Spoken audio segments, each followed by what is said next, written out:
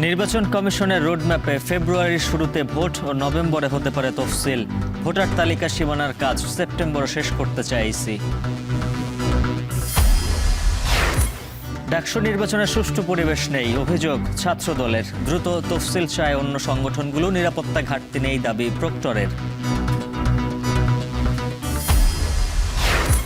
করোনার সংক্রমণ বাড়ছে, কোথাও কোথাও কিট সংকট, টিকার বুস্টার ডোজ নেয়াতে অনাগ্রহ। পার্বত্য অঞ্চলে একসঙ্গে ছড়াচ্ছে ডেঙ্গু ম্যালেরিয়া।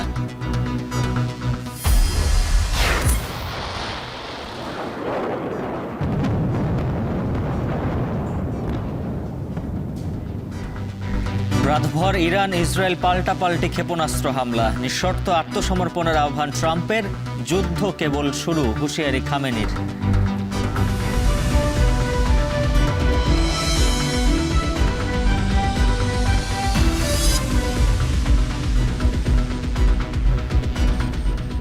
স্বাগত। এখন বাণিজ্যে, পুরো আয়োজনের সঙ্গে আছে আমি উজ্জ্বল হাফিজ।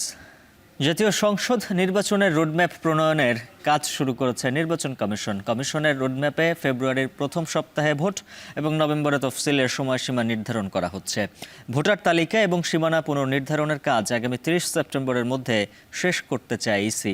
তবে বিশ্লেষকদের শঙ্কা, সমন্বিত নির্বাচনী নিরাপত্তা ব্যবস্থা তৈরি না করলে ব্যর্থ হতে পারে আগামী নির্বাচন। আরও জানাচ্ছেন বেলায়েত হোসাইন। লন্ডনে বিএনপির ভারপ্রাপ্ত চেয়ারম্যান তারেক রহমানের সাথে প্রধান উপদেষ্টার বৈঠকের পর থেকে বদলাতে শুরু করেছে বাংলাদেশের নির্বাচনী হাওয়া। প্রথমে জুন, তারপর এপ্রিল, কিন্তু ডরচেস্টারের বৈঠক আসন্ন জাতীয় সংসদ নির্বাচনকে ফেব্রুয়ারিতে নিয়ে এসে ঠেকিয়েছে। সেই অনুযায়ী প্রস্তুতিও শুরু করে দিয়েছে নির্বাচন কমিশন। ইসি সূত্র বলছে, ফেব্রুয়ারির প্রথম সপ্তাহে ভোট গ্রহণ এবং নভেম্বরে তফসিল ঘোষণার প্রাথমিক সময়সীমা ধরে নিয়ে রোডম্যাপ প্রণয়নের কাজ শুরু হয়ে গেছে। ত্রয়োদশ জাতীয় সংসদ নির্বাচনের কর্মপরিকল্পনা নিয়ে বৃহস্পতিবার কমিশন সভায় বসছে ইসি। সেই সভায় নির্বাচনের চলমান কাজগুলো পর্যালোচনার পর ঠিক করা হবে পরবর্তী কার্যক্রম। কমিশন সূত্র বলছে, আগামী 30 সেপ্টেম্বরের মধ্যে সীমানা পুনর্নির্ধারণের খসড়া প্রকাশ আর সম্পূরক ভোটার তালিকা প্রকাশ করা হবে। একই সময়ের মধ্যে সম্পন্ন করা হবে নির্বাচনী সামগ্রী কেনাকাটার কাজ। চলতি মাসের 22 তারিখের মধ্যে রাজনৈতিক দল নিবন্ধনের আবেদন প্রক্রিয়াও সম্পন্ন করা হবে। আইনে যেসব জায়গায় সংশোধন আসবে, তারপরে তাদের যে সমস্ত ম্যানুয়াল, তাদের ট্রেনিং, মানুষজনকে তৈরি করা, বা যে পরিবর্তন হবে, পরিবর্তিত অবস্থাগুলো সব জায়গার মতন ঠিক করা, এই জায়গাগুলোতে তাদের মনোযোগ দিতে হবে নতুনভাবে। আর তাছাড়া মোটামুটি গতানুগতিক যে কাজগুলো, ভোট কেন্দ্র রেডি করা, ভোটার তালিকা রেডি করা, সীমানা নির্ধারণ করা, এগুলো তো তারা অনেক দিন আগে থেকে তাদের রেডি হচ্ছে তারা, এবং আমার ধারণা এটা কোনো জটিলতা নাই। বিশ্লেষকরা বলছেন, অন্তর্বর্তী সরকারের অধীনে হলেও অতীতের যে কোনো নির্বাচনের চেয়ে কঠিন হবে আসন্ন সংসদ নির্বাচন। বিশেষ করে দাপ্তরিক প্রস্তুতি ছাপিয়ে কমিশনের জন্য সবচেয়ে বড় চ্যালেঞ্জ হবে মাঠ প্রশাসনের নিয়ন্ত্রণ। সেক্ষেত্রে আইন শৃঙ্খলা পরিস্থিতির দিকে সবচেয়ে বেশি নজর দেওয়ার তাগিদ তাদের। এবার কিন্তু মনে হচ্ছে চ্যালেঞ্জিং, যেহেতু অন্তর্বর্তী সরকার আছে, চ্যালেঞ্জিং নাই, ইলেকশন ভালো হবে, আসলে কিন্তু তা না। এবার কিন্তু অনেক চ্যালেঞ্জ। দীর্ঘদিন দেশে কিন্তু নির্বাচনে যে একটা পরিবেশ লাগে, আবহাওয়া লাগে, সেটা কিন্তু বঞ্চিত, মানে সেটা নাই, অনুপস্থিত বলতে গেলে। আইন শৃঙ্খলা বাহিনী প্লাস প্রশাসন, এই সব কিছু মিলাই এই যে নির্বাচনে একটা পরিবেশ তৈরি করতে হবে এবং সমতল ক্ষেত্র করতে হবে সবার জন্যে, সেইখানে কাজ করতে হবে ইলেকশন কমিশনকে। আমরা তো গত 15-16 বছর যেটা দেখেছি, মাঠ প্রশাসন তাদের মতো করে নির্বাচন পরিচালনা করেছে এবং নির্বাচন কমিশনের বিশেষ কোনো ভূমিকা ছিল না। ওই জিনিসটা একটা শিপমেন্ট লাগবে, কিভাবে তারা মাঠ প্রশাসনকে তাদের নিয়ন্ত্রণে আনবে, তাদের অথরিটি এস্টাবলিশ করবে, সেটা তাদের জন্য চ্যালেঞ্জিং। তারা বলছেন, ভোটকে সামনে রেখে তৈরি করতে হবে সমন্বিত নির্বাচনী নিরাপত্তা ব্যবস্থা। তা না হলে ব্যর্থ হতে পারে আগামী নির্বাচন। আমি যেটা সবচেয়ে বেশি এখন চিন্তিত, যে নির্বাচনকে যদি প্রতিদ্বন্দ্বিতামূলক না করা যায়, নির্বাচন সুষ্ঠুভাবে তোলা খুব কঠিন। একটা সমন্বিত নির্বাচনের নিরাপত্তা ব্যবস্থা গড়ে তোলা দরকার, এবং এটা শুধু ইলেকশন কমিশন না, আইন শৃঙ্খলা রক্ষাকারী বাহিনী যারা আছে সবার সঙ্গে মিলে একসঙ্গে একটা প্ল্যান করা দরকার। না হলে আমাদের নির্বাচন চ্যালেঞ্জের মুখে পড়ে যাবে, এবং এই কাজটা করতে না পারলে ইলেকশন ব্যর্থ হতে পারে। সেক্ষেত্রে রাজনৈতিক দলগুলোর কাছ থেকে প্রতিশ্রুতি আদায় করেই যেন রোডম্যাপের দিকে আগায় নির্বাচন কমিশন, সেই পরামর্শই দিচ্ছেন তারা। নির্বাচনের যে কোড অফ কন্ডাক্ট, আচরণ বিধিমালা আছে, আমাদের সুপারিশ আছে যে প্রত্যেকটা পলিটিক্যাল পার্টিকে ইলেকশন কমিশন থাকবে, ডেকে কোড অফ কন্ডাক্ট পরে তাদের স্বাক্ষর নেবে ওখানে, যাতে করে তারা এটাকে মেনে চলে। সো এইভাবে ইলেকশন কমিশনকে কিছু স্ট্র্যাটেজি নিতে হবে, যাতে করে পরিবেশটা, এই যে অস্থিরতাটা, এই যে ভায়োলেন্সের সম্ভাবনা, এগুলোকে তারা কন্ট্রোল করতে পারে। যদি কমিশন এক জায়গায় পলিটিক্যাল পার্টিগুলোকে বসায় একটা আচরণ বিধিমালা এগ্রিমেন্ট করায় নিতে পারে যে হ্যাঁ আমরা এই নির্বাচন করব, অতীতে যেরকম হয়েছে এরকম হবে না, তা আপনাদের পক্ষ থেকে এই জিনিসগুলো মানতে হবে। এরকম করে না করলে আসলে কোনো কিছুরই পরিবর্তন আসবে না, সেই গতানুগতিক ধারাতেই চলতে থাকবে। তাদের প্রত্যেকের কথা কমিশনে শোনা উচিত এবং প্রত্যেকের কথা শুনে তারপরে তাদের লক্ষ্যমাত্রা ঠিক করা উচিত যে আমরা কি কি করতে চাচ্ছি। আগামী জাতীয় সংসদ নির্বাচনে যেসব স্থাপনাকে ভোট কেন্দ্র হিসেবে ব্যবহার করা হবে এরই মধ্যে সেসব স্থাপনা মেরামতের কাজ শুরু হয়ে গেছে। বিধি অনুযায়ী নির্বাচনের 25 দিন আগে চূড়ান্ত করা হবে ভোট কেন্দ্রের তালিকা। বেলায়েত হোসাইন, এখন, ঢাকা। ডাকসু নির্বাচনের জন্য ঢাকা বিশ্ববিদ্যালয়ের সিন্ডিকেটের নির্বাচন কমিশন গঠন সহ বেশ কিছু সিদ্ধান্ত হলেও ছাত্রদল এখনই নির্বাচন চাইছে না। বর্তমান প্রশাসনের অধীনে নিরাপত্তা সুষ্ঠু পরিবেশ না থাকার অভিযোগ তাদের। আর ছাত্র শিবির সহ অন্যান্য ছাত্র সংগঠনগুলোর 2-1 দিনের মধ্যে ডাকসু নির্বাচনের তফসিল ঘোষণার দাবি জানিয়েছে। এদিকে নিরাপত্তা নিশ্চিত করতে বিশ্ববিদ্যালয় প্রশাসনের কোনো গাফিলতি নেই বলে সাফ জানিয়েছেন প্রক্টর। ফরহাদ বিন নূরের প্রতিবেদন। 3 দশক পর 2019 সালে ঢাকা বিশ্ববিদ্যালয় ছাত্র সংসদ নির্বাচন হলেও ডাকসুর স্বতন্ত্র প্রতিষ্ঠান হিসেবে দাঁড়াতেই পারেনি, বরং সরকার দলীয় ছাত্র সংসদ দ্বারা ছিল প্রভাবিত। জুলাই গণ অভ্যুত্থানের যে ঐতিহাসিক 9 দফা, তার একটি ছিল দেশের সব শিক্ষা প্রতিষ্ঠানে ছাত্র সংসদকে কার্যকর করার দাবি। কিন্তু 5 আগস্ট স্বৈরাচার পতনের পর 10 মাস পার হলেও এখনও অকার্যকর ঢাকা বিশ্ববিদ্যালয় ছাত্র সংসদ সহ দেশের সব শিক্ষা প্রতিষ্ঠানেরই ছাত্র সংসদ। ঢাকা বিশ্ববিদ্যালয়ের সাধারণ শিক্ষার্থী সহ বিভিন্ন ছাত্র সংগঠনও দফায় দফায় আন্দোলন করেছে ডাকসুর দাবিতে। কেউ কেউ চেয়েছে আগে গঠনতন্ত্রের সংস্কার, তারপর নির্বাচন। ডাকসু নির্বাচন নিয়ে গঠিত কমিশনকে বিভিন্ন ছাত্র সংগঠন গঠনতন্ত্রের বিভিন্ন সংস্কারের প্রস্তাবও দেয়। অবশেষে সোমবার সিন্ডিকেট সভায় অনুমোদন হয় সংশোধিত গঠনতন্ত্র। এর আগে ডাকসু নির্বাচনে 6 সদস্যের নির্বাচন কমিশন থাকলেও এবার নির্বাচন পরিচালনায় স্বচ্ছতা, গ্রহণযোগ্যতা ও সার্বিক সহায়তা নিশ্চিত করতে কমিশনের সদস্য সংখ্যা বাড়িয়ে সর্বোচ্চ 10 জন করা হয়েছে। উদ্ভিদ বিজ্ঞান বিভাগের অধ্যাপক ডক্টর মোহাম্মদ জসিম উদ্দিনকে প্রধান রিটার্নিং কর্মকর্তা করে বাকিদের দায়িত্বও বন্টন করা হয়েছে। 31 জুলাইয়ের মধ্যে নির্বাচন করা সম্ভব বলে এদিন গণমাধ্যমকে জানান প্রক্টর। আমরা যেটা ওয়ার্কআউট করে দেখেছি তাতে জুলাই মাসের মধ্যে নির্বাচন করা সম্ভব। ঢাকা বিশ্ববিদ্যালয় প্রশাসনের এই সিদ্ধান্তকে স্বাগত জানাচ্ছে সব ছাত্র সংগঠনই। গঠনতন্ত্রে ভোটার ও প্রার্থীর বয়স সীমা বেঁধে দেওয়ার প্রয়োজন ছিল বলে মনে করছে বাংলাদেশ গণতান্ত্রিক ছাত্র সংসদ। ছাত্র শিবিরও বলছে ডাকসুর সভাপতির পদকে অলংকারিক পদ হিসেবে রেখে গঠনতন্ত্রে সংশোধন করা যেত। সভাপতির যেই কার্যক্ষমতা, সেই কার্যক্ষমতার ব্যাপারে আমাদের প্রস্তাবনা ছিল এটাকে অলংকারিক করা। নির্বাচিত যে ডাকসু প্যানেল আসবে, আমরা আশা করব সেই প্যানেলের মাধ্যমে যেই সংস্কার প্রস্তাবনাগুলো আমরা দিয়েছি এবং অন্যান্য ছাত্র সংগঠনগুলো দিয়েছে, তাদের প্রস্তাবনাগুলোর আলোকে একটা সংস্কার, মৌলিক যে সংস্কার আমরা চেয়েছি সেই সংস্কারটা বাস্তবায়িত হবে।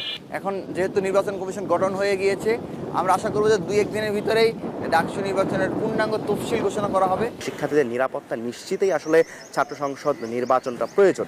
তবে ঢাকা বিশ্ববিদ্যালয়ের অন্যান্য ছাত্র সংগঠনের থেকে একেবারে উল্টো অবস্থান ছাত্রদলের। সংগঠনটির দাবি, এখনও ডাকসু নির্বাচনের জন্য সুষ্ঠু পরিবেশ তৈরি হয়নি। এই প্রশাসনের আসলে সক্ষমতা নাই ঢাকা বিশ্ববিদ্যালয়ের শিক্ষার্থীদেরকে নিরাপত্তা দেওয়ার। এরকম একটা পরিস্থিতি রেখে আসলে এই প্রশাসন কোনোভাবেই সুষ্ঠু এবং কার্যকর পরিবেশ নিশ্চিত করতে সক্ষম না। এদিকে প্রক্টর বলছেন, ক্যাম্পাসে নিরাপত্তা নিশ্চিত করতেই বিশ্ববিদ্যালয় প্রশাসন কাজ করে যাচ্ছে। অনাকাঙ্ক্ষিত ঘটনা এড়াতে সবার সহযোগিতা প্রত্যাশা করেন তিনি। আমরাও নিজেরা ঘুরে ঘুরে দেখি, শিক্ষার্থীরা বলেন, আমরা সেগুলো মিট আপ করার চেষ্টা করছি। আমাদের প্রচেষ্টা আছে, আমরা নিরবিচ্ছিন্ন কাজ করছি, আমার টিম কাজ করছে, আমার আনসার কাজ করছে, আমার ভলান্টিয়ার ছাত্ররা কাজ করছে। সংশোধিত গঠনতন্ত্রে ডাকসু ও হল সংসদ নির্বাচনে ভোটার ও প্রার্থী হতে হলে শিক্ষার্থীকে ঢাকা বিশ্ববিদ্যালয়ের পূর্ণকালীন শিক্ষার্থী হতে হবে। ফরহাদ বিন নূর, এখন, ঢাকা। দেশের বিভিন্ন স্থানে আশঙ্কাজনক হারে ছড়াচ্ছে ডেঙ্গু। এরই মধ্যে বরিশাল বিভাগ ও কুমিল্লায় ভয়াবহ রূপ নিয়েছে ডেঙ্গু পরিস্থিতি। কয়েকটি জনকে চিহ্নিত করা হয়েছে অতি ঝুঁকিপূর্ণ হিসেবে। প্রতিদিনই দীর্ঘ হচ্ছে আক্রান্তের তালিকা। ডেঙ্গু পরিস্থিতির আরও খবর জানাতে বরিশাল থেকে যুক্ত আছেন সহকর্মী অমিত হাসান ও কুমিল্লা থেকে যুক্ত আছেন সহকর্মী মাসুদ আলম। শুরুতেই যাচ্ছি বরিশালে অমিতের কাছে। অমিত, জানাবেন বরিশাল বিভাগে এখন পর্যন্ত কতজন ডেঙ্গুতে আক্রান্ত হয়েছেন আর কোন কোন অঞ্চলকে ঝুঁকিপূর্ণ হিসেবে চিহ্নিত করা হয়েছে? উজ্জ্বল, একটু জানিয়ে রাখি, এবছরের শুরু থেকেই ডেঙ্গু আক্রান্তের সংখ্যা বরিশালে বৃদ্ধি পেয়েছে এবং বিভাগ জুড়ে প্রতিদিনই দেখা যাচ্ছে সংক্রমণ বাড়ছে। এবং যদি একটু তথ্য দিয়ে রাখি, গতকালকের স্বাস্থ্য অধিদপ্তরের তথ্য মতে বরিশাল বিভাগে এখন পর্যন্ত প্রায় 3075 জন রোগী কিন্তু ডেঙ্গুতে আক্রান্ত হয়েছে। এর মধ্যে সবচেয়ে ঝুঁকিপূর্ণ অবস্থায় রয়েছে বরগুনাতে প্রায় 1906 জন রোগী কিন্তু এখন পর্যন্ত ডেঙ্গুতে আক্রান্ত হয়েছে এবং প্রতিদিনই দেখা যাচ্ছে সেখানে আক্রান্তের সংখ্যা বাড়ছেই। এবং গত 24 ঘন্টায় গতকালকে পর্যন্ত যে তথ্য রয়েছে তাতে বরিশালে বিভাগে 138 জন রোগী ডেঙ্গু আক্রান্ত হয়েছে। এর মধ্যে 20 জন বরিশালের, 82 জন বরগুনার এবং পটুয়াখালীর রয়েছে 30 জন রোগী। এছাড়া অন্যান্য জেলায়ও 5 জন 3 জন করে রোগী আক্রান্ত হয়েছে ডেঙ্গুতে। এখন পর্যন্ত সব মিলিয়ে 3075 জন রোগী জানুয়ারি থেকে এখন পর্যন্ত আক্রান্ত হয়েছে। এখন বর্তমানে এই শেরেবাংলা মেডিকেল কলেজ হাসপাতালে 91 জন রোগী ভর্তি রয়েছে এবং বরগুনার কথা যদি বলি 233 জন রোগী এই মুহূর্তে সেখানে ভর্তি রয়েছে। সব মিলিয়ে বরিশাল বিভাগ জুড়ে 407 জন রোগী এই মুহূর্তে ডেঙ্গু আক্রান্ত হয়ে বিভিন্ন সরকারি হাসপাতালগুলোতে ভর্তি রয়েছে। এবং এ বিষয়ে চিকিৎসকরা বলছেন যে আসলে চিকিৎসার পাশাপাশি সচেতনতা বৃদ্ধির করলে এই রোগের সংক্রমণ কিছুটা কমে আসবে। এবং বরিশাল শেরেবাংলা মেডিকেল কলেজে আমরা যেটা দেখেছি যে আসলে গরমের কারণে অনেক রোগী তারা কিন্তু মশারি ব্যবহার করছে না, যার কারণে এই রোগের সংক্রমণটা ছড়িয়ে পড়ার কিছুটা আশঙ্কা করছেন যারা বিশেষজ্ঞ কিংবা চিকিৎসক রয়েছেন তারা। তবে রোগীদের সাথে আমরা কথা বলেছি, তারা বলছেন যে বরিশাল মেডিকেল কলেজ হাসপাতালে সব ধরনের চিকিৎসা সুবিধা দেয়া হচ্ছে, কোনো ধরনের সমস্যা কিংবা সংকট এখন পর্যন্ত তারা লক্ষ্য করেনি। তবে বিভিন্ন ধরনের বাথরুম অপরিষ্কার থাকার কারণে কিছুটা সমস্যায় পড়ছেন এবং সিট পেতেও কিছুটা সমস্যা হচ্ছে। দেখা যাচ্ছে ডেঙ্গু রোগীর যে কর্নার করা হয়েছে সেখানে অন্যান্য রোগীরাও দেখা যাচ্ছে যে থাকছেন, সেক্ষেত্রে এই সংক্রমণ ছড়িয়ে পড়ার কিছুটা আশঙ্কা রয়েছে। এদিকে সিটি কর্পোরেশন বলছে প্রতিনিয়তই তারা ডেঙ্গু সংক্রমণ কমানোর জন্য তারা বিভিন্ন ওয়ার্ড পর্যায়ে কিন্তু তারা পরিষ্কার পরিচ্ছন্নতা অভিযান পরিচালনা করছেন। একই সাথে মশার ওষুধ ছিটাচ্ছেন যাতে করে এই সংক্রমণ কিছুটা হলেও কমে আসে। তো বরিশাল থেকে ডেঙ্গু সংক্রমণ নিয়ে এই ছিল আমার কাছে সর্বশেষ। উজ্জ্বল, এবার জানবো কুমিল্লার পরিস্থিতি সহকর্মী মাসুদ আলমের কাছ থেকে। মাসুদ, জানাবেন ডেঙ্গু নিয়ন্ত্রণের প্রশাসনের পক্ষ থেকে কি কি পদক্ষেপ নেওয়া হচ্ছে?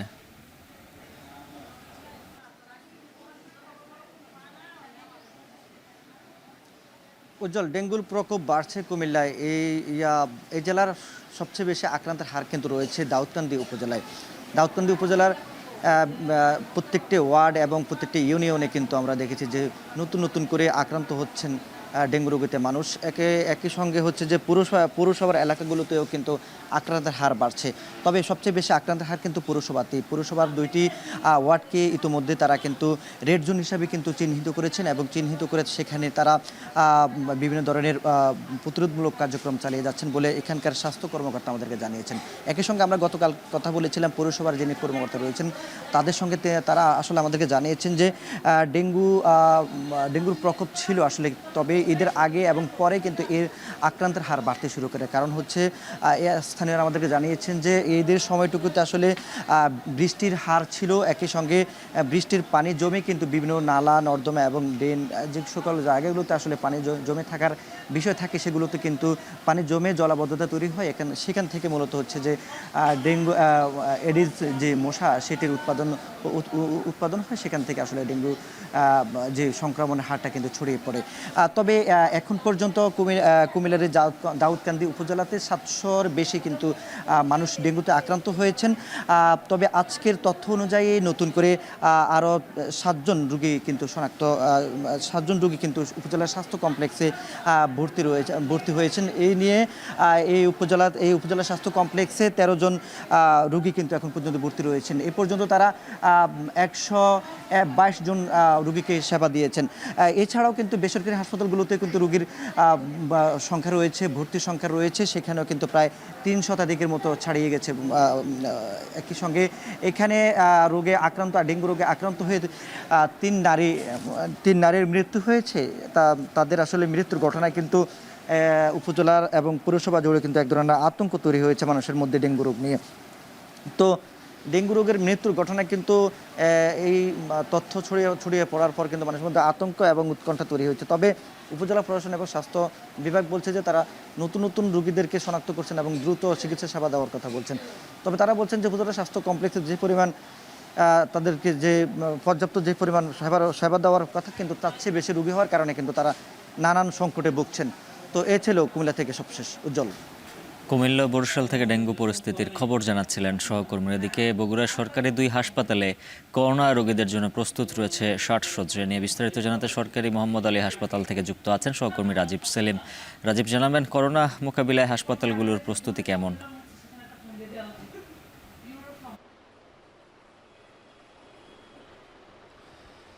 উজ্জ্বল, বগুড়ার যে করোনা পরিস্থিতি সেটি এখন পর্যন্ত খুব ভালো রয়েছে। বগুড়ায় এখন পর্যন্ত কারো শরীরে করোনার যে ভাইরাস, সেই ভাইরাস শনাক্ত হয়নি। তবে বগুড়ার যে শহীদ জিয়াউর রহমান মেডিকেল কলেজ হাসপাতাল রয়েছে সেখানে একজন রোগী ভর্তি রয়েছেন যিনি জয়পুরহাটের বাসিন্দা। গত সোমবার তিনি এই বগুড়ার শহীদ জিয়াউর রহমান মেডিকেল কলেজ হাসপাতালে ভর্তি রয়েছেন।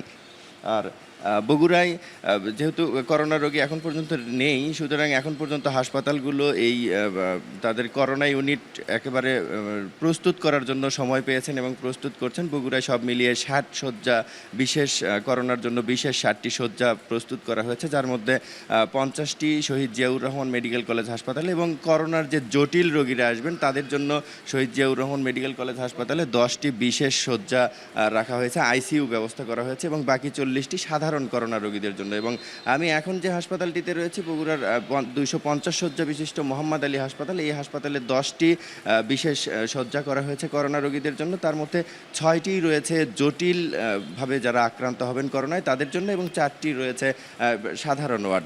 এখন পর্যন্ত 2 হাসপাতালের যে করোনার প্রস্তুতি সেটি খুব ভালো রয়েছে এবং সরকারি ছাড়াও বেসরকারি যে হাসপাতালগুলো রয়েছে সেগুলোতেও ব্যাপক প্রস্তুতি নিতে আমরা দেখেছি। এবং সরকারি যে হাসপাতালগুলো, উপজেলা পর্যায়ে যে হাসপাতালগুলো রয়েছে, স্বাস্থ্য কমপ্লেক্স, উপজেলা স্বাস্থ্য কমপ্লেক্স, সেই জায়গাগুলোতে করোনার নমুনা সংগ্রহ এবং করোনা রোগীদের রাখার জন্য আলাদা আলাদা যে জায়গাগুলো রয়েছে, এর আগের দফায় করোনা মোকাবেলায় যেগুলো প্রস্তুতি নেওয়া হয়েছিল ঠিক সেই জায়গাগুলোই আবার নতুন করে সংস্কার করা হচ্ছে এবং করোনার মোকাবেলার জন্য প্রস্তুত করা হচ্ছে। আমরা এই যে মোহাম্মদ আলী হাসপাতালে সকালে এসেছি, তখন এসে দেখেছি যে সাধারণ মানুষের যে করোনা সম্পর্কে যে সচেতনতা সেটিও কিন্তু ব্যাপক হারে তাদের সচেতন দেখেছি আমরা। এর আগে যেহেতু এক দফায় করোনা আমরা মোকাবেলা করেছি, সে কারণেই আসলে বগুড়ায় এভাবে করোনা রোগীরা বেশ সচেতন, সাধারণ মানুষ বেশ সচেতন করোনা মোকাবেলায়, তারা অনেকটাই এগিয়ে রয়েছেন। এর আগে যেহেতু বগুড়া হট স্পট রয়েছিল রাজশাহী বিভাগের, সে কারণে এই ছিল আমার কাছে বগুড়ার মোহাম্মদ আলী হাসপাতাল থেকে করোনার প্রস্তুতি নিয়ে সব শেষ। কক্সবাজারে একই সঙ্গে বাড়ছে ডেঙ্গু আর ম্যালেরিয়া আক্রান্ত। চলতি জুন মাসেই ম্যালেরিয়া আক্রান্ত হয়েছেন 140 জন আর ডেঙ্গুতে আক্রান্ত হয়েছেন 564 জন, যার বেশিরভাগই রোহিঙ্গা। এর মধ্যে ম্যালেরিয়ায় প্রাণ হারিয়েছেন 5 জন। চিকিৎসকরা বলছেন বান্দরবানের নাইখংছড়ি ও আশেপাশের পার্বত্য এলাকা ঘুরে আসা লোকজনেই বেশি আক্রান্ত হচ্ছেন। মোহাম্মদ রাসেলের ছবিতে মন্তোষ বেদজ্ঞের তথ্যে থাকছে প্রতিবেদন। একদিকে যখন দেশের নানা প্রান্তে ডেঙ্গুর দাপট, তখন কক্সবাজারে এর পাশাপাশি ম্যালেরিয়ার রীতিমতো ভয়ানক রূপ নিচ্ছে। সংক্রমণ ছড়িয়ে পড়েছে উদ্বেগজনক হারে, কেড়ে নিচ্ছে প্রাণও। শুধু চলতি জুন মাসেই কক্সবাজার জেলায় ম্যালেরিয়ায় আক্রান্ত হয়েছেন 140 জন। এর মধ্যে 89 জন বাংলাদেশি ও 51 জন রোহিঙ্গা। এর মধ্যে প্রাণ হারিয়েছেন 5 রোহিঙ্গা। হাসপাতালগুলোতে বেড়েছে রোগীর চাপ। অনেকেই বুঝতে পারছেন না তাদের জ্বর, ডেঙ্গু নাকি ম্যালেরিয়া। 8 দিন বলে গাজার আসি তো করাত ওই তো যাতে মাদে অসুখ কম না তো আইমর আসি তার মাদে আনি ওরা চিস্তা দিয়ে রক্ত পরীক্ষা করে যায়, তার ব্যায়াম ধরা হয়। খারাপ লাগে, মাথা ঘুরে, গালতে বমি আসছে, তেটা আসছে।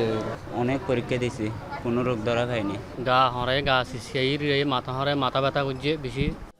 চাপ সামলাতে বাড়ানো হচ্ছে হাসপাতালের সেবা, তবে সাধারণ মানুষের সচেতনতা জরুরি বলে মনে করছেন চিকিৎসকরা। আর স্বাস্থ্য বিভাগ বলছে আক্রান্তদের অনেকেই কাজের প্রয়োজনে সম্প্রতি বান্দরবানের নাইক্ষ্যংছড়ি ও আশপাশের পার্বত্য এলাকায় গিয়েছিলেন, যেখান থেকে ম্যালেরিয়া রোগের শিকার হয়ে ফিরেছেন তারা। তথ্য বলছে চলতি বছরের জানুয়ারি থেকে মে পর্যন্ত কক্সবাজারে ম্যালেরিয়ায় আক্রান্ত হন 215 জন। কিছুটা পিকে আছে ম্যালেরিয়া, হয়তো সামনে আরও কিছুটা বাড়তে পারে। আমাদের সদর হাসপাতালে যথেষ্ট পরিমাণ ম্যালেরিয়ার ওষুধ মজুদ আছে। এই সময় যে বৃষ্টি হয়, পাহাড়ের যে অ্যানোফিলিস মশা যেটা আছে এটা কিন্তু প্লেনল্যান্ডের দিকে মুভ করে, তখনই কিন্তু ম্যালেরিয়ার প্রাদুর্ভাব বেড়ে যায়। তবে কেবল ম্যালেরিয়াই নয়, একই সঙ্গে আছে ডেঙ্গুর আতঙ্ক। 2025 সালে এখন পর্যন্ত ডেঙ্গুতে আক্রান্ত হয়েছেন 2124 জন, যার মধ্যে 120 জন স্থানীয় আর 2004 জন রোহিঙ্গা। এর মধ্যে শুধু গত 29 মে থেকে 11 জুন পর্যন্ত 15 দিনে ডেঙ্গুতে আক্রান্ত হয়েছেন 564 জন, এর মধ্যে 525 জনই রোহিঙ্গা। আর গত বছর ডেঙ্গু আক্রান্তের সংখ্যা ছিল 21,454 জন, যার মধ্যে মৃত্যু হয় 7 জনের। এখন ডেঙ্গু এবং ম্যালেরিয়ার সিজন চলছে। জ্বর হওয়ার সাথে সাথে আমরা বাসাতে গিয়েই পরীক্ষা করি এবং ম্যালেরিয়া পজিটিভ হলে সাথে সাথে আমাদের কর্মীরা তাদেরকে ওষুধ দিয়ে দেয় এবং খেয়ে ফেলে ভালো হয়ে যায়। এই রোহিঙ্গাদের ব্যাপারে কথা হচ্ছে ওরা অবৈধভাবে ক্যাম্প থেকে বের হয় এবং ওরা পার্শ্ববর্তী হিল ট্যাক্সে গিয়ে কাজকর্ম করে এবং ওখানে যখন জ্বর হয় তখন 2-1 দিন দেরি করার পরে ওরা তো একটু অসচেতন, বাসায় এসে বসে থাকে। একদম যখন সিরিয়াস হয়ে যায় তখন আমাদের হেলথ ফ্যাসিলিটিগুলোতে আসে, তখন কিন্তু তার অবস্থা মরণাপন্ন হয়ে যায়। প্রতিদিন পর্যটকে মুখর থাকে কক্সবাজার, আর রোহিঙ্গা ক্যাম্পে বসবাস করছে 12 লাখেরও বেশি মানুষ। এমন বাস্তবতায় দুই দিক থেকেই চেপে ধরেছে প্রাণঘাতী মশাবাহিত রোগ। এখন কক্সবাজার। চট্টগ্রামের টানা বৃষ্টিতে নগরের নিচু এলাকাগুলোতে তৈরি হয়েছে জলাবদ্ধতা। এই বিষয়ে বিস্তারিত জানাতে নগরের কাতালগঞ্জ থেকে যুক্ত আছেন সহকর্মী ফয়সাল করিম। ফয়সাল, জানাবেন, কিছু বৃষ্টি হলেই তো জলাবদ্ধতা তৈরি হয়, আগামীতে যদি ভারী বর্ষণ হয় সেক্ষেত্রে এই পরিস্থিতি কিভাবে সামাল দেবে সিটি কর্পোরেশন? উজ্জ্বল, আমরা যেটি দেখেছি সকাল 6টা থেকে সকাল 9টা পর্যন্ত যে বৃষ্টিপাত হয়েছে সেটি 55 মিলিমিটার আবহাওয়া অফিসের তথ্য অনুযায়ী, এবং আমরা দেখেছি 55 মিলিমিটার বৃষ্টিতে চট্টগ্রামে অনেক নিচু এলাকা তলিয়ে গেছে এবং আমরা দেখছি যে আসলে সেই পানি কিন্তু অনেক এলাকায় রয়ে গেছে এবং কিছু কিছু এলাকা যেগুলোতে আসলে জলাবদ্ধতা প্রকল্পের কাজ হয়েছে, নালা নর্দমা পরিষ্কার হয়েছে, সেখানে কিন্তু দ্রুত পানি নেমে যাচ্ছে। আমরা এখন যে এলাকাটিতে আছি কাতালগঞ্জ এলাকা, এখানে 20 মিনিট আগেও কিন্তু গোড়ালি থেকে হাঁটু পানি ছিল, তবে খুব দ্রুত কিন্তু এখান থেকে পানি নেমে গেছে। আমরা দেখছি যে এখানে যেহেতু খাল, যে পাশে যে খালটি আছে সেই খালটি দিয়ে যেহেতু দ্রুত পানি নেমে যাওয়ার এখন এক ধরনের সুযোগ আছে, নালাগুলোতেও কাজ হয়েছে, সে কারণে খুব দ্রুত কিন্তু এখান থেকে পানি নেমে গেছে। আমরা দেখেছি ঘণ্টাখানেকের মতো এখানে পানি ছিল। এটি চকবাজার যাওয়ার একটি রাস্তা নগরীর, এখানে বেশ কিছু ভোগান্তি পোহাতে হয়েছে। আমরা মানুষের সাথে কথা বলেছি, এই এলাকাটি আসলে একটি নিচু এলাকা ধরা হয় এবং এখানে কিন্তু বিভিন্ন এলাকায় ছড়িয়ে ছিটিয়ে এভাবে জলাবদ্ধতা তৈরি হয়েছে এবং আমরা দেখেছি যে সেই জলাবদ্ধতা সকাল থেকে যারা অফিসগামী মানুষ আছেন তাদের দুর্ভোগ দিয়েছে। তবে আশার বিষয় হচ্ছে এখানে কিন্তু এখন দীর্ঘক্ষণ পানি জমে থাকছে না। আমরা দেখেছি খুব দ্রুত কিন্তু পানি নেমে গেছে এবং জলাবদ্ধতা প্রকল্পকে ঘিরে আসলে যে কাজ হয়েছে সেটি বলছে যে সিডিএ 85% কাজ হয়েছে এবং সিটি কর্পোরেশনের পক্ষ থেকে বেশ কিছু খাল নালা কিন্তু পরিষ্কার করা হয়েছে। তবে আমরা যেটি দেখেছি কিছু কিছু এলাকা কিন্তু বৈষম্যের শিকার হয়েছে, কারণ সেখানে সেভাবে জলাবদ্ধতা প্রকল্পের কাজ এগোয়নি, খাল নালায় কাজ হয়নি, সেসব এলাকা কিন্তু মানুষ এখনও দুর্ভোগে আছে। তবে অধিকাংশ এলাকা চট্টগ্রামে জলাবদ্ধতা হলেই যেটা আমরা দেখতাম যে আধা ঘন্টার বৃষ্টিতেই চট্টগ্রাম ডুবে যেত, সেই চিত্রের কিন্তু কিছুটা পরিবর্তন হয়েছে। অনেক নিচু এলাকায় মানুষ তাদের যে দুর্ভোগ পেত নিয়মিত, সেই নিয়মিত দুর্ভোগ থেকে তারা মুক্তি পেয়েছে। আবার অনেক এলাকা যেখানে জলাবদ্ধতা প্রকল্পের কাজ হয়নি সেখানকার মানুষ কিন্তু এখনও দুর্ভোগে আছেন। কাতালগঞ্জ একটি নিচু এলাকা ছিল, এখানে আধা ঘন্টার বৃষ্টিতেই পানি জমে যেত, কিন্তু আজকে আমরা দেখছি যে আসলে এখানে পানি কিন্তু খুব দ্রুত নেমে গেছে এবং আমি 20 মিনিট আগেও যেখানে পানি দেখেছি সে জায়গাটি কিন্তু ধীরে ধীরে এখন অনেকটাই চলাচলের উপযোগী হয়েছে, যানবাহন চলাচল করছে, মানুষজন চলাচল করছে এবং আমরা দেখেছি যে আসলে চট্টগ্রামের যিনি মেয়র আছেন কিংবা সিটি কর্পোরেশন আছে বেশ আগেভাগেই কিন্তু খাল নালা পরিষ্কারের উদ্যোগ নিয়েছিলেন। তবে এক্ষেত্রে যেই নালাগুলো আছে চট্টগ্রামের, সে সব নালা কিন্তু আসলে খালে গিয়ে মিলবার যে পথ, সে পথটি কিন্তু রুদ্ধ হয়ে আছে। বিশেষ করে যেই নালাগুলো একেবারে আবর্জনা কিংবা খুব দুর্গম এলাকায় অবস্থিত, অর্থাৎ যেখানে যাওয়ার মতো অবস্থা নেই, সেই সব নালায় কিন্তু আসলে সিটি কর্পোরেশন সেভাবে কাজ করতে পারেনি। সেই সব নালা একটি চ্যালেঞ্জ হয়ে দাঁড়িয়ে আছে এবং যেসব এলাকায় আসলে নালার কাজ সঠিকভাবে করা গেছে কিংবা খালের কাজ ঠিকমতো হয়েছে সেখানে কিন্তু আমরা দেখেছি যে আসলে অনেক ধরনের ইতিবাচক পরিবর্তন এসেছে এবং চট্টগ্রামে আমরা জানি যে 14,000 কোটি টাকার প্রকল্পের কাজ হয়েছে সিডিএর। সেই 14,000 কোটি টাকার সুফলের হয়তো কাছাকাছি আমরা আছি, তবে যেটি দেখা যাচ্ছে যে আসলে যেসব নিচু এলাকায় কাজ শেষ হয়নি সেসব এলাকার মানুষ কিন্তু দুর্ভোগে আছেন। তবে অনেক এলাকায় আমি যেটি দেখাচ্ছিলাম যে আসলে এক ধরনের পরিবর্তন কিন্তু এসছে। উজ্জ্বল। 3 দশক পর ট্যারিফ বা বিভিন্ন সেবার মূল্য বাড়াচ্ছে চট্টগ্রাম বন্দর কর্তৃপক্ষ। 56টি সেবার বিপরীতে সর্বোচ্চ 60% পর্যন্ত মূল্য বাড়িয়ে সম্প্রতি নৌ পরিবহন মন্ত্রণালয়ে নতুন ট্যারিফ কাঠামোর প্রস্তাবনা পাঠিয়েছে বন্দর। যদিও বন্দর ব্যবহারকারীরা বলছেন প্রস্তাবিত ট্যারিফের হার কোনো ক্ষেত্রে 4 থেকে 5 গুণ বাড়ানো হয়েছে, যা বাস্তবসম্মত নয়। তবে বন্দর কর্তৃপক্ষের দাবি বিনিয়োগ ও পরিচালন ব্যয় বাড়ায় ট্যারিফ বাড়ানো হচ্ছে। বিস্তারিত জানাচ্ছেন হাজেরা শিউলি। চট্টগ্রাম বন্দরের জলসীমায় জাহাজ প্রবেশের পর থেকে চলে যাওয়া পর্যন্ত বিভিন্ন ধরনের সেবা দিয়ে থাকে বন্দর। ট্রাকবোট সার্ভিস, পাইলট পাঠানো, পানি সরবরাহ, ট্রেন চার্জ, জাহাজ ভিড়ানো, কন্টেনার উঠানো নামানো সহ পণ্য ডেলিভারি পর্যন্ত দেয়া হয় প্রায় 60 ধরনের সেবা। বর্তমানে 1986 সালের ট্যারিফ কাঠামো অনুযায়ী সেবার মূল্য নিচ্ছে বন্দর। সবশেষ 2007-08 অর্থ বছরে 5টি খাতে সেবার মূল্য বৃদ্ধি করা হয়। এরপর 2013 সালে পুরো ট্যারিফ কাঠামোই যুগোপযোগী করার উদ্যোগ নেয় কর্তৃপক্ষ। সেই সময় এতে সায় না দিলেও 2019 সালে সরকার ট্যারিফ বাড়ানোর অনুমোদন দিলে আন্তর্জাতিক পরামর্শ প্রতিষ্ঠান নিয়োগ করে বন্দর। 2020 সালে নতুন সেবা মূল্যের প্রস্তাবনা দেয় পরামর্শক প্রতিষ্ঠান। 6 বছর পর এটি কার্যকর করতে যাচ্ছে বন্দর। কর্তৃপক্ষের দাবি, ভারত, শ্রীলঙ্কা, মালয়েশিয়া, সিঙ্গাপুর সহ বিশ্বের বিভিন্ন দেশের বন্দরের চেয়ে চট্টগ্রাম বন্দরের সেবার মূল্য অনেক কম। গত 3 যুগে বন্দরের অবকাঠামো উন্নয়নে বিনিয়োগ ও পরিচালন ব্যয় বহুগুণে বাড়ায় ট্যারিফ হালনাগাদ করতে হচ্ছে। প্রাথমিক প্রস্তাবনায় 18টি সেবার মূল্য বাড়ছে 60%, 17টি সেবায় বাড়ছে 20 থেকে 59%, আর 19টি সেবার মূল্য 20% করে বাড়ছে। যদিও 2টি সেবার মূল্য কমানো হয়েছে। আমরা যে সমস্ত সার্ভিসগুলো বন্দরের পক্ষ থেকে আমাদের একটা শিপ এখানে আসলে যে সার্ভিসগুলো নেয় তার এগেনস্টে বিভিন্ন ধরনের চার্জ হয়। সেক্ষেত্রে টার্গেট চার্জ হয়, ওয়াটার চার্জ হয়, ওয়ার্ফ রেন্ট হয়, স্টোর রেন্ট হয়। আমাদের প্রতিবেশী সহ শ্রীলঙ্কা কিংবা অন্যান্য দেশের চাইতে আমাদের চট্টগ্রাম বন্দরে ট্যারিফ রেট কম আছে। সো এটা আসলে আমাদের ট্যারিফ রেটটাকে যদি আমরা সকলের সাথে যদি সমানও রাখতে চাই, এটা বাড়ানোটা যৌক্তিক। নতুন ট্যারিফ কাঠামো জটিল ও ব্যয়বহুল দাবি করে ব্যবহারকারীরা বলছেন, ট্যারিফ বেশি হলে জাহাজ ও কন্টেনার ভাড়া বাড়বে, যা বহন করতে হবে ভোক্তাকেই।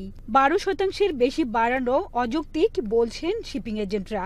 ট্যারিফটাকে এত বেশি কমপ্লিকেটেড করা হয়েছে এবং এত বেশি শর্ত এবং ক্লজ যুক্ত করা হয়েছে যে এটাকে মানে একটা বোধগম্য বিষয় আর থাকে নাই আমাদের কাছে। এবং কস্টটা যে কী পরিমাণে বাড়ানো হয়েছে সেটা মানে বিজনেসের ক্ষেত্রে এটা বড় ধরনের একটা আমরা মনে করি যে নেগেটিভ একটা ইম্প্যাক্ট হবে। প্রত্যেকটা আইটেমকে আনজাস্টিফাইড ওয়েতে ওখানে বাড়িয়ে প্রস্তাবটা করা হয়েছে।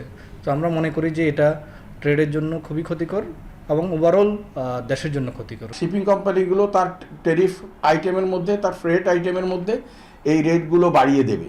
বাড়িয়ে দিলে এটা ভোক্তার উপর আলটিমেটলি ভোক্তার উপর যাবে। We try to avoid that. এই জন্যই আমরা এটা বাড়ানোর পুরোপুরি বিপক্ষে। ট্যারিফ বাড়ানোর বিরোধিতা করে ব্যবসায়ীরা বলছেন, ডলারের দাম বাড়ায় প্রতি বছরই সেবার মূল্য বেশি দিতে হচ্ছে। লাভজনক প্রতিষ্ঠান হিসেবে বন্দরের আর ট্যারিফ বাড়ানোর সুযোগ নেই। 2008 সালে যখন ডলারের দাম ছিল 76 টাকা, তখন আমাদের যে রেটটা করেছে এখন আজকে 120 টাকা। তার মানে প্রতি 1 বছর পর বন্ধ ডলারের দাম যতবার বৃদ্ধি হয়েছে এতবার বন্ধ চার্জ বৃদ্ধি হচ্ছে। রেট যদি বাড়ান তার মানে কস্ট অফ ডুইং বিজনেস বেড়ে যাবে এবং মূল্যস্ফীতি বাড়বে, দ্রব্যমূল্য বাড়বে, ইম্পোর্ট কস্ট বাড়লে দ্রব্যমূল্য বাড়বে এবং আমাদের রপ্তানি ক্ষতিগ্রস্ত হবে। যদিও বন্দর কর্তৃপক্ষ বলছে সবার সাথে আলোচনা করেই ট্যারিফের কাঠামো চূড়ান্ত করা হবে, যা হবে বাস্তবসম্মত। 30শে জুন পর্যন্ত তাদেরকে সময় দিয়েছেন যে ট্যারিফ রেটটা আমরা প্রস্তাবনা আকারে আমাদের কনসালটেন্ট দিয়েছেন সেটার উপরে তাদের মতামত দেওয়ার জন্য, এবং এই মতামতগুলো পাওয়ার পরে এটাকে আমরা রিভিউ করব। সবাইকে গ্রহণযোগ্য আশা করছি একটা সমাধান এবং ট্যারিফ রেট আমরা দিতে পারবো, যাতে আমাদের বন্দরের যে আমার অপারেশনাল এফিসিয়েন্সির এগেনস্টে যে আয়টা হওয়ার কথা সেটা আয় হতে পারে। জাহাজ ও কন্টেনার হ্যান্ডলিং সহ বিভিন্ন সেবা ও ভাড়া থেকে 2023-24 অর্থ বছরে প্রায় 4,830 কোটি টাকা আয় করেছে চট্টগ্রাম বন্দর। নেট মুনাফা হয়েছে 2,042 কোটি টাকা। ব্যাংকে বর্তমানে বন্দরে নগদ টাকা আছে 7,000 কোটি টাকা। হাজারা শিউলি, এখন চট্টগ্রাম। প্রায় 9 বছর আগে রাজধানীর গুলশানের হলি আর্টিজান বেকারিতে সন্ত্রাসী হামলা ও নৃশংস হত্যাযজ্ঞের ঘটনার করা মামলায় নব্যজেএমবির 7 সদস্যকে আমৃত্যু কারাদণ্ড ও অর্থদণ্ড দিয়ে হাইকোর্টের দেয়া পূর্ণাঙ্গ রায় প্রকাশিত হয়েছে। মঙ্গলবার রাতে সুপ্রিম কোর্টের ওয়েবসাইটে 229 পৃষ্ঠার পূর্ণাঙ্গ রায় প্রকাশ করা হয়। এই মামলায় বিচারিক আদালতে 7 আসামিকে মৃত্যুদণ্ডাদেশ দেয়। পূর্ণাঙ্গ রায়ে আদালত বলেছেন, আলোচ্য হত্যাকাণ্ডের নির্মমতা, নৃশংসতা, ঘটনার সময় ঘটনাস্থলে সন্ত্রাসীদের সামগ্রিক নিষ্ঠুর আচরণ এবং এই ঘটনার ফলে বহির্বিশ্বে বাংলাদেশের ভাবমূর্তি ক্ষুণ্ণ হওয়া বিবেচনায় নিয়ে আপিলকারী আসামিদের যাবজ্জীবন কারাদণ্ডের ক্ষেত্রে তাদের প্রত্যেককে আমৃত্যু কারাদণ্ড প্রদান করা হলে ন্যায় বিচার নিশ্চিত হবে। এই মামলার ডেথ রেফারেন্স এবং আসামিদের আপিল ও জেল আপিলের উপর শুনানি শেষে 2023 সালের 10 অক্টোবর বিচারপতি শহীদুল করিম ও বিচারপতি মোহাম্মদ মোস্তাফিজুর রহমানের সমন্বয়ে গঠিত হাইকোর্ট বেঞ্চ ওই রায় দেন। ডেথ রেফারেন্স নামঞ্জুর করে আসামিদের আপিল ও জেল আপিল খারিজ করে এই রায় দেওয়া হয়। ভারতে আটকের পর হিলি সীমান্ত দিয়ে আলামিন নামের এক বাংলাদেশি কিশোরকে ফেরত দিয়েছে বিএসএফ। মঙ্গলবার রাত 10টায় হিলি সীমান্তে পতাকা বৈঠকের মাধ্যমে ওই কিশোরকে ফেরত দেয়। বিজিবি জানায়, 14 জুন সিলেটের জাফলং সীমান্ত দিয়ে অবৈধভাবে ভারতে প্রবেশ করে ওই কিশোর। পরে গতকাল ভারতের পশ্চিমবঙ্গের বালুরঘাট ও বাংলাদেশের হিলি সীমান্ত দিয়ে দেশে ফেরার চেষ্টা করে। এ সময় ভারতীয় সীমানার দক্ষিণপাড়া হিলি নামক স্থান হতে আলামিনকে আটক করে বিএসএফ। পরে রাত 10টার দিকে বিজিবি ও বিএসএফ কোম্পানি কমান্ডার পর্যায়ের পতাকা বৈঠকের মাধ্যমে তাকে ফেরত দেয়।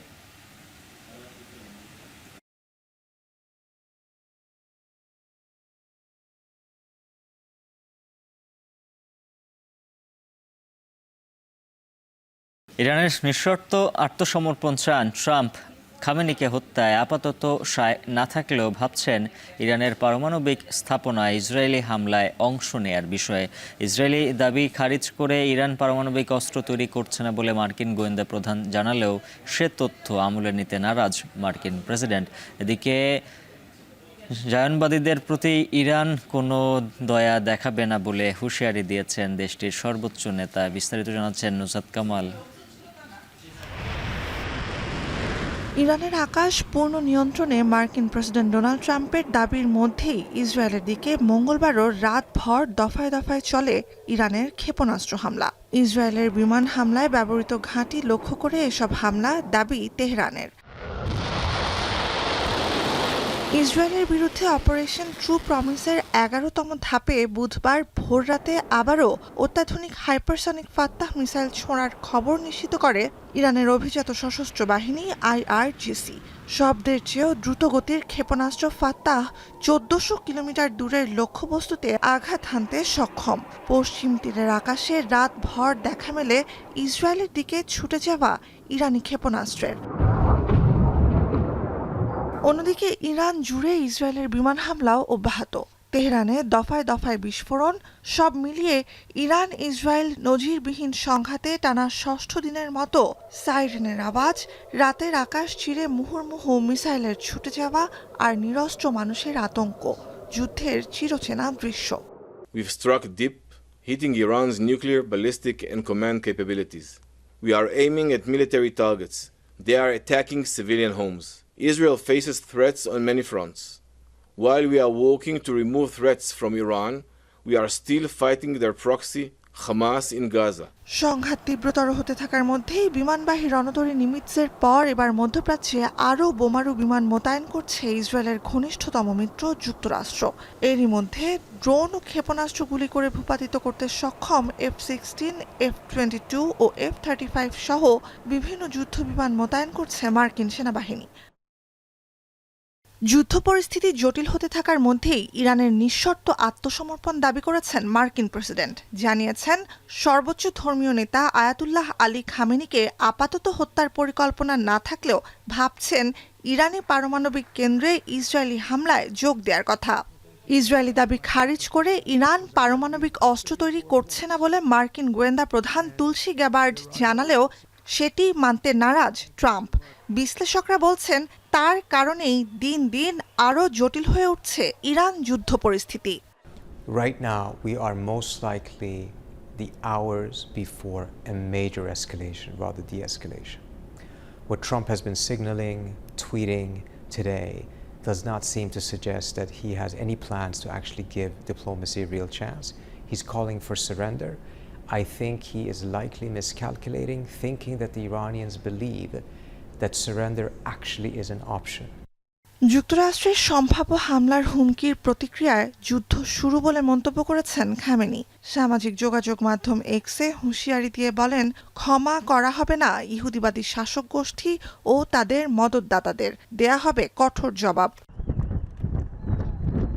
এ অবস্থায় ইরানের সামরিক অভিযানে যুক্তরাষ্ট্রের অংশগ্রহণ ঠেকাতে প্রেসিডেন্টের বিপরীতে সাংবিধানিক ব্যবস্থা নেওয়ার তোড়জোড় চালাচ্ছেন ডেমোক্র্যাট সিনেটর বার্নি স্যান্ডার্স সহ মার্কিন আইন প্রণেতারা। অন্যদিকে যুদ্ধ পরিস্থিতিতে নিরাপত্তাহীনতায় বুধবার থেকে শুক্রবার মার্কিন দূতাবাস বন্ধ জেরুজালেমে। নুজহাত কামাল, এখন বিশ্ব। ইরানের সর্বোচ্চ নেতাকে হত্যা করলে আন্তর্জাতিক যে চাপ তৈরি হবে ইসরায়েল তা সামলাতে পারবে না বলে মনে করছেন বিশ্লেষকরা। পাশাপাশি আয়াতুল্লাহ খামেনিকে সরিয়ে দিলে মধ্যপ্রাচ্য সংঘাত থামবে এমন কোনো সম্ভাবনাও দেখছেন না তারা, বরং নিজেদের মধ্যে চলমান সংঘাত থামাতে হলেও বিদেশি মিত্র রাষ্ট্রের দ্বারস্থ হতে হবে তেহরান ও তেল আবিবকে। এদিকে যুদ্ধবন্ধে মার্কিন প্রেসিডেন্টের পররাষ্ট্রনীতি অকার্যকর বলে মন্তব্য বিশ্লেষকদের। আরও জানাচ্ছেন সতীর্থ কর্মকার। গেল 4 দশক ধরে নীতিগত অবস্থানে দৃঢ়তা দেখানোর পাশাপাশি কৌশলগত কূটনীতিতে একচ্ছত্র আধিপত্য ধরে রেখেছেন ইরানের সর্বোচ্চ নেতা আয়াতুল্লাহ আলী খামেনি। ইরানের অভ্যন্তরে অস্থিরতা নিয়ন্ত্রণ, আঞ্চলিক রাজনীতিতে গালফ উপসাগরীয় সুন্নি রাষ্ট্রগুলোকে টেক্কা দেয়া কিংবা যুক্তরাষ্ট্র ও ইসরায়েলের সঙ্গে সমানে সমানে টক্কর দিয়ে অবিসংবাদী এক নেতায় পরিণত হয়েছেন 86 বছর বয়সী খামেনি। ইসলামিক প্রজাতন্ত্রটির সুরক্ষার প্রশ্নে ইরাকের সঙ্গে 1988 সালে হওয়া যুদ্ধবিরতির চুক্তির পুনরাবৃত্তি বা 2015 সালে 6 শক্তিধর দেশের সঙ্গে পরমাণু চুক্তিতে রাজি হতে দেখা গেছে ক্যারিশম্যাটিক এই নেতাকে। পূর্বসূরি খোমেনির মতো ধর্মীয় ক্রেডেন্সিয়াল না থাকলেও ইরানের নিরাপত্তা কাঠামোতে ইসলামিক গার্ড কর্পসকে ব্যবহার করেছেন কৌশলের সঙ্গে। ইতিহাস বলছে লিবিয়ার মোয়াম্মার গাদ্দাফি পশ্চিমাদের চোখে যিনি ছিলেন স্বৈরাচারী শাসক, 2011 সালে তাকে হত্যার সময়ও একই বয়ান প্রচার করেছিল যুক্তরাষ্ট্র ও পশ্চিমা দেশগুলো। এর 8 বছর আগে 2003 সালে সাদ্দাম হোসেনকে হত্যার পর মার্কিন প্রশাসকরা ঘোষণা দেন নিষ্ঠুর শাসকের হাত থেকে রক্ষা পেল ইরাকের নিপীড়িত মানুষ। যদিও গেল 1 যুগ ধরে রাজনৈতিক অস্থিতিশীলতার সঙ্গে লড়ছে লিবিয়া, আর বিবিসি বলছে 51% ইরাকি বিশ্বাস করেন 2003-এ মার্কিন নেতৃত্বাধীন আগ্রাসনের পর থেকে সে দেশের অবস্থা আরও খারাপ হয়েছে। এমন প্রেক্ষাপটে বিশ্লেষকরা বলছেন খামেনিকে হত্যা করলে ইসরায়েলের ওপর আন্তর্জাতিক যে চাপ আসবে তা সামলাতে পারবেন না প্রধানমন্ত্রী বেনিয়ামিন নেতানিয়াহু। কিংবা খামেনি প্রশাসনের পতন হলেই মধ্যপ্রাচ্যে শান্তি প্রতিষ্ঠা হবে এমন কোনো সম্ভাবনাও দেখছেন না তারা, কারণ জাতিগত মর্যাদা ক্ষুণ্ণ হয় এমন কোনো সমঝোতা করবে না Iran. That both parties are right now not capable to stop this war and they need some foreign leverage. For them, honor, national honor is very important. They will not humiliate themselves. বিশ্লেষকদের দাবি, প্রতিপক্ষকে চাপ দিয়ে সংঘাত বন্ধের যে কূটনীতিতে আস্থা রেখেছেন ট্রাম্প তা বারবারই ব্যর্থ হচ্ছে। সতীর্থ কর্মকার, এখন বিশ্ব। দামেস্ক ত্রিপোলির পর বিশ্বে বসবাসের অযোগ্য শহরের তালিকায় তৃতীয় শীর্ষ শহর ঢাকা। ইকোনমিক ইন্টেলিজেন্সের এই বছরের জরিপে উঠে এসেছে এ তথ্য। ব্রিটিশ সংবাদ মাধ্যম ম্যাগাজিন দ্য ইকোনমিস্টের সিস্টার অর্গানাইজেশন EIU এর মঙ্গলবার প্রকাশ করে 173টি শহরের জরিপ। বলা হয়, ভূ রাজনৈতিক সংঘাত আর অস্থির শাসন ব্যবস্থা প্রভাব ফেলেছে সারা বিশ্বের স্থিতিশীলতা, শিক্ষা, স্বাস্থ্য আর অবকাঠামোতে। তবে বসবাসযোগ্যতা সূচকের গড় অপরিবর্তিত রয়েছে। 1 বছর আগেও যা ছিল 100-তে 76.1। তালিকায় ঢাকার পর চতুর্থ ও পঞ্চম বসবাসের অযোগ্য শহর করাচি ও আলজিয়ার্স। অন্যদিকে শীর্ষ বসবাসযোগ্য শহর ডেনমার্কের রাজধানী কোপেনহেগেন। এরপর তালিকায় রয়েছে অস্ট্রিয়ার ভিয়েনা, সুইজারল্যান্ডের জুরিক, অস্ট্রেলিয়ার মেলবোর্ন এবং আরেক সুইস শহর জেনেভা। এখন বাণিজ্য শেষ করার আগে শিরোনামগুলো জানিয়ে দিচ্ছে আরও একবার। নির্বাচন কমিশনের রোডম্যাপে ফেব্রুয়ারির শুরুতেই ভোট ও নভেম্বরে হতে পারে তফসিল। ভোটার তালিকা সীমানার কাজ সেপ্টেম্বরে শেষ করতে চায় ইসি। ডাকসু নির্বাচনের সুষ্ঠু পরিবেশ নেই, অভিযোগ ছাত্র দলের। দ্রুত তফসিল চায় অন্য সংগঠনগুলো, নিরাপত্তা ঘাটতি নেই দাবি প্রক্টরের। করোনার সংক্রমণ বাড়ছে, কোথাও কোথাও কিট সংকট, টিকার বুস্টার ডোজ নেয়াতে অনাগ্রহ। পার্বত্য অঞ্চলে একসঙ্গে ছড়াচ্ছে ডেঙ্গু ম্যালেরিয়া।